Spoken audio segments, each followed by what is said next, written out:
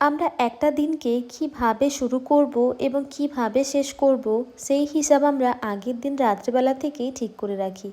তবে এক একটা দিন হিসাবের বাইরে হয়ে যায়। হচ্ছি তো মানুষই, কখনো কখনো এরকম দিন হয়ে যায়। আজকের দিনটাও বলতে পারো ঠিক সেরকমই, কোনো রকম হিসেব ছিল না। আগের দিন রাত্রেবেলাতে অভিষেক দেখছি এই ক্রিমটা আমাকে আনিয়ে দিয়েছে, সেটা দেখছি শেষ হয়ে গিয়েছে, তাই দেখছি নতুন একটা প্যাক আনিয়ে দিয়েছে। আর এদিক থেকে একটুখানি বাইরে গিয়েছিলাম, তখন দেখলাম এই ফুলগুলো খুব সুন্দরভাবে গাছে ধরে রয়েছে, তাই ভাবলাম একটুখানি ঘরের জন্য নিয়ে যাই। মাঝে মাঝে এরকম ফুল দিয়ে সাজাতে বেশ ভালো লাগে। জানো তো, আজকের ওয়েদারটা হয়তো বৃষ্টি পড়েনি, তবে এতটাই বাইরে ঠান্ডা যে সোয়েটার পরে থাকতে হচ্ছে। আর ফাঁক পেয়ে আমরা কিন্তু গিয়েছিলাম খাবার দাবার খেতে।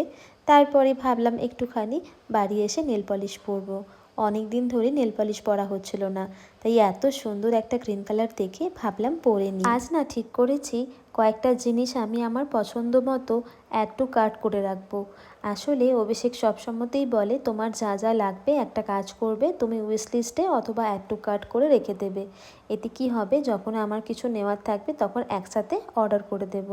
এখন সেইগুলোই কিন্তু আস্তে আস্তে করে আমি অ্যাড করে নিচ্ছি। পরবর্তী সময় তোমাদেরকে দেখাবো আমি কি কি অ্যাড করেছি।